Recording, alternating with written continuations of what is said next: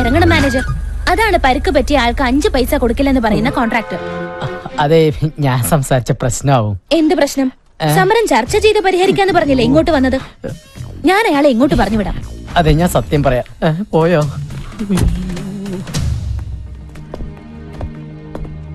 Sorry madam, ഒരു compromise ചർച്ചയ്ക്ക് ഞാൻ തയ്യാറല്ല. ഇതൊന്നും എന്നോട് പറയണ്ട. താഴെ ഞങ്ങളുടെ GM ഉണ്ട്, അയാളോട് സംസാരിച്ചോളൂ. ആരോട് വേണമെങ്കിലും ഞാൻ സംസാരിക്കാം, പക്ഷെ എന്റെ തീരുമാനത്തിന് ഒരു മാറ്റമില്ല.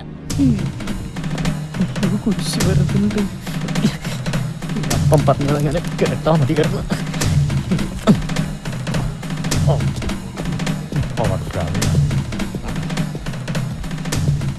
അതെ, ഇവ മിന്നു ഗ്രൂപ്പിന്റെ മാനേജർ ആയിരുന്നു.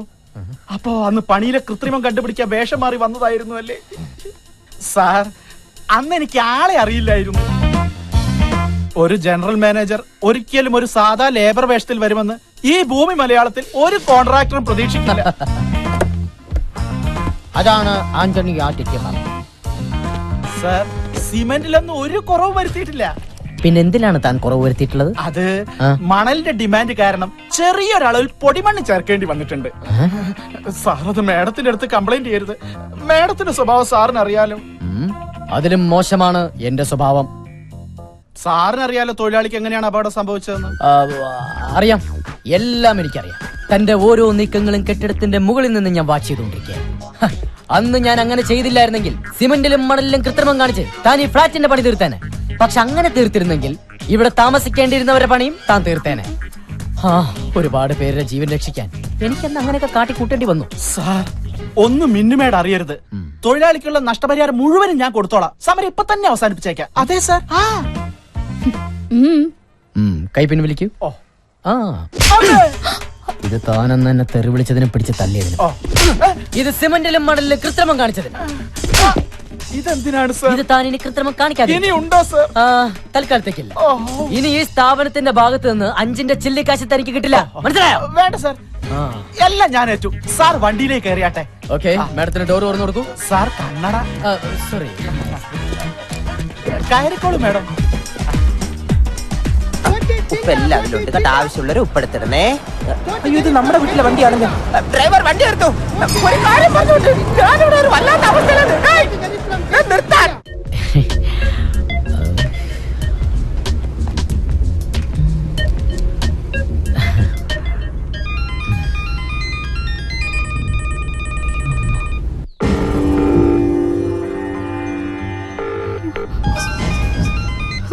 അവൻ ഫോൺ എടുക്കുന്നില്ല. എന്താ ഫോൺ എടുക്കാത്തെന്ന് ചോദിക്ക്. അവനെന്തുവാ പറഞ്ഞേ? ഫോൺ റിങ് ചെയ്യുന്നുണ്ട്, പക്ഷെ ആദ്യം ഫോൺ എടുക്കുന്നില്ല. അപ്പോ നമ്മൾ ഊഹിച്ചത് ശരിയാ. ഇപ്പോ സംസാരിക്കാൻ പോലും ശേഷി ഉണ്ടാവില്ല. സ്കാനിംഗ് റിപ്പോർട്ട് വാങ്ങിച്ച് ഡോക്ടറെ കാണാൻ വന്നപ്പോഴാ ഞങ്ങൾ കണ്ടത്. എന്തായാലും ഒരാൾ വെറുതെ വന്ന് സ്കാൻ ചെയ്യില്ല. അന്വേഷിച്ചപ്പോ ഓൾ ബോഡി സ്കാനിങ്ങാ. അയ്യോ, ലക്ഷ്മിയെ കരയിപ്പിക്കാൻ വേണ്ടി പറഞ്ഞതല്ല. അറിഞ്ഞപ്പോ പറയാതിരിക്കാൻ കഴിയില്ല. അതുകൊണ്ടാ ഹോസ്പിറ്റലിൽ നിന്ന് ഡിസ്ചാർജ് ചെയ്തപ്പോ നേരെ ഇങ്ങോട്ട് പോകുന്നത്. ഇനിയിപ്പോ എന്താ വേണ്ടതെന്ന് വെച്ചാൽ ആലോചിച്ച് തീരുമാനിക്കുക.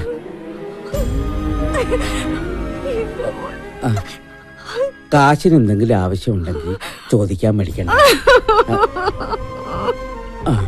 നാട്ടുകാരെ പറ്റിച്ച് കാശുണ്ടാക്കാൻ നോക്കി. ഇപ്പൊ എന്തായി? ആദ്യ കാഴ്ചയിൽ തന്നെ എന്റെ മനസ്സ് പറഞ്ഞു, മിന്നു ഗ്രൂപ്പ് നോക്കി നടത്താനുള്ള കാര്യശേഷി ഈ മുഖത്തെഴുതി വെച്ചിട്ടുള്ളത്. ആന്റണി ആദിത്യനെ കുറിച്ച് പറഞ്ഞപ്പോ ഞാൻ ഇത്രയും പ്രതീക്ഷിച്ചില്ല. ഞാനിതിലപ്പുറം പ്രതീക്ഷിച്ചതാ. ആദിസാറിന്റെ കാര്യം പോട്ടെ, ആദിസാറിന്റെ അച്ഛൻ പുലിയല്ലേ, പുലി. മര്യാദക്കേട് കണ്ട അപ്പ തല്ലും. ആര് എടുപ്പും നിപ്പും കണ്ട സത്യം പറയാലോ ആരായാലും പേടിച്ചു. ആദിസാറ് പോലും അച്ഛന്റെ മുമ്പിൽ മൂത്രം ഒഴിച്ചു പോവും. എന്താ കളറ്? എന്തിന്? അച്ഛനെ. ഞാൻ കരുതി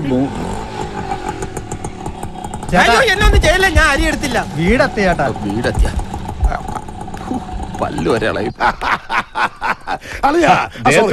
തൊഴിലാളി പ്രശ്നം പരിഹരിക്കാൻ പോയവൻ തൊഴിലാളിയുടെ കുടുംബത്തിന് കഞ്ഞി വെച്ച് കൊടുത്ത് ഇപ്പൊ നല്ലൊരു കഞ്ഞിവെപ്പുകാരനായി ഇതാ വന്നിരിക്കുന്നു.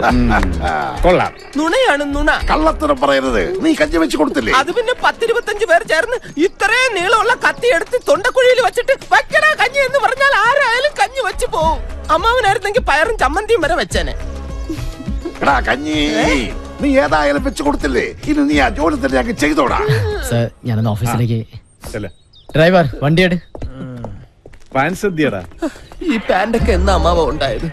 ഇതൊക്കെ ഒരു അന്ധവിശ്വാസമാണെന്ന് എനിക്കിപ്പോ മനസ്സിലായി. അപ്പൻ ചില സമയത്ത് തെലുങ്ക് നടന്മാരെ പോലെ ഭയങ്കര ഓവറാ. നിന്റെ അല്ലട അപ്പൻ, അത്രയ്ക്കൊക്കെ പ്രതീക്ഷിച്ചാ മതി. ദൈവം നമ്മുടെ കൂടെയാ, അല്ലെങ്കിൽ ആ കോൺട്രാക്ടറുടെ മുന്നിൽ എല്ലാം പൊളിഞ്ഞു പോയേനെ. ദൈവത്തിന് നമ്മുടെ കാര്യം ശ്രദ്ധിക്കാതിരിക്കാൻ പറ്റില്ലല്ലോ. കാരണം അവിടെ ഒരുത്തി നമ്മുടെ കാര്യവും പറഞ്ഞ് രാവും പകലും ദൈവത്തിന് ഉറക്കം കൊടുക്കാതെ വിളിച്ചോണ്ടിരിക്കല്ലേ. നീ വണ്ടി കയറി.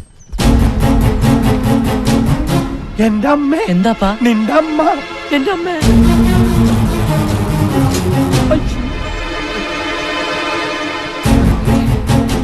കർത്താവേ, എല്ലാ കണക്കൂട്ടലും തെറ്റാൻ പോവാണല്ലോ. മോനെ, നിനക്ക് എന്താ പറ്റിയത്? അമ്മ, നമ്മുടെ മോൻ എന്താ അസുഖം? എനിക്കൊരു അസുഖമില്ല. ലക്ഷ്മി, നീ എന്തിനാ ഇങ്ങോട്ട് വന്നേ? അച്ഛനും മോനും കൂടി ഇനി എന്റെ മുമ്പിൽ ഒന്നും ഒളിച്ചു വെക്കണ്ട.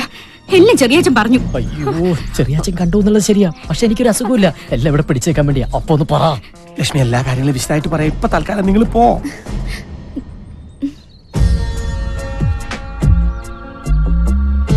അച്ഛാ,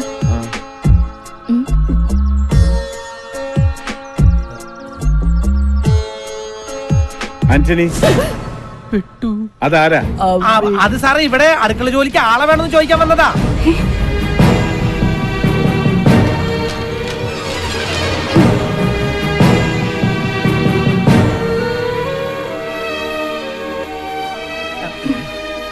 പറഞ്ഞൂലോ ഇവിടെ ആൾ ആവശ്യമില്ലെന്ന്. പോയിക്കോളൂ. ആന്റണി, അവരോട് ഇങ്ങോട്ട് വരാൻ പറയും. ഇങ്ങോട്ട് വന്നോളൂ. മാഡത്തിന്റെ അടുത്തേക്ക് ചെല്ലാൻ. ചെന്നോളൂ.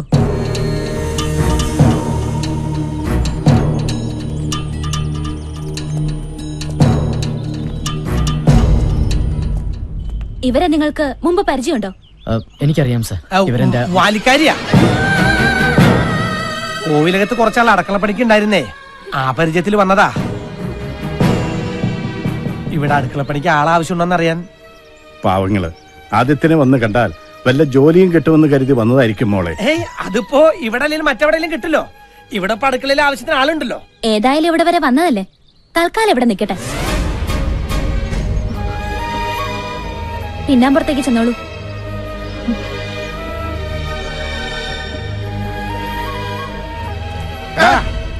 ഈ ജന്തു ഏതാ? അത് ഇവരൊരു ബന്ധുവാ. അല്ല, എന്റെ മോനാ. എനിക്കിപ്പോ ഈ ഭൂമിയിൽ ഇവൻ മാത്രമേ ഉള്ളൂ.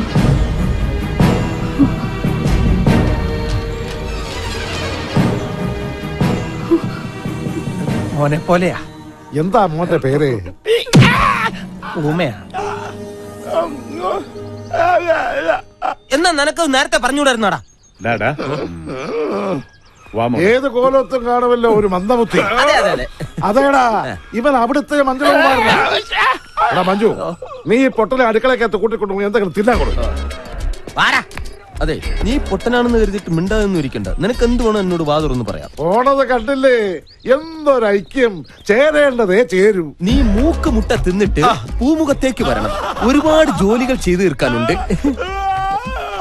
അതെ, ഇനി മുതൽ എന്നെ അനുസരിച്ച് ഇവിടെ നിന്നോളണം. ദേ, അതാണ് അടുക്കള. മോൻ ചെല്ലും, വേഷായിട്ട് വെട്ടി വീഴുന്നു. ഈശ്വര, എന്നെ അനുസരിക്കാൻ ഒരു പട്ടികളും ഈ വീട്ടിലില്ല. ഈ പൊട്ടനെങ്കിലും എന്നെ അനുസരിക്കണമേ.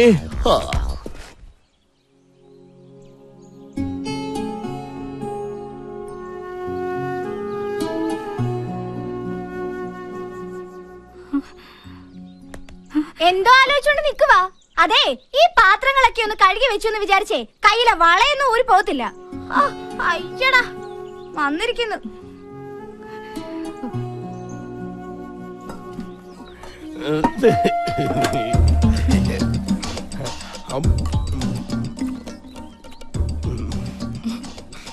എന്താ പേര്?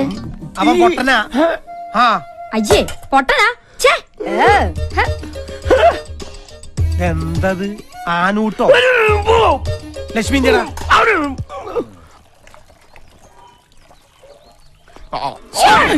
ഇവിടെങ്കിലും ഇങ്ങോട്ട് എത്തിയോ? അങ്ങോട്ട് ഇരുന്നേ. ഇരിക്ക്. ഞാൻ എത്ര നേരമായിട്ട് കാത്തിരിക്കാന്നറിയോ? ഭക്ഷണത്തിന്റെ ഉള്ളിലേ ഞാനൊരു സാധനം വെച്ചിട്ടുണ്ട്.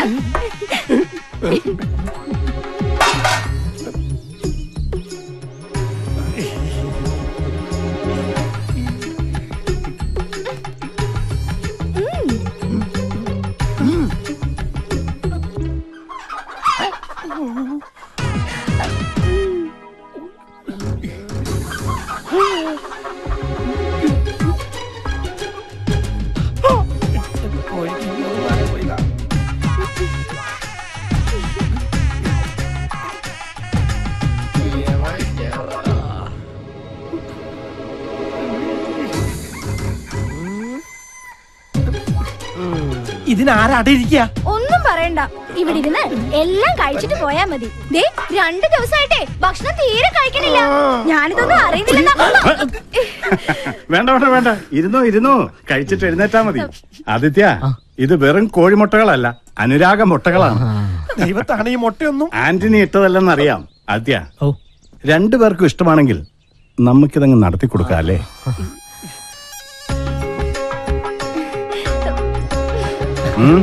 കൊടുക്കണം കൊടുക്കുന്നുണ്ട്. കോഴിമുട്ടയിൽ കൂടോത്രമെന്ന് കേട്ടിട്ടുണ്ട്, മുട്ടയിൽ പ്രേമം ആദ്യമായിട്ടാ. കഴിച്ചു കൃഷ്ണ, എങ്ങനെയാ പല തറവാടുകളും നശിച്ചത്. നമസ്തേ. ആദിത്യന്റെ ഒരു അകന്ന ബന്ധു കൂടിയാണെന്ന് ഇവനിപ്പൊ പറഞ്ഞപ്പോഴാണ് അറിഞ്ഞത്. തന്നെ കൊണ്ട് അധികം പണികൾ ചെയ്യിക്കണ്ട എന്ന റെക്കമെൻഡുമായിട്ട് വന്നിരിക്കുകയാണ് ഇയാൾ. മാനേജർ ഒരു കാര്യം പറഞ്ഞാൽ കേൾക്കാതിരിക്കാൻ പറ്റില്ല. അതുകൊണ്ട് ഇന്നു മുതൽ തറവാടിനുള്ളിലെ കാര്യങ്ങൾ ശ്രദ്ധിച്ചാൽ മതി. എന്താടോ പോരെ?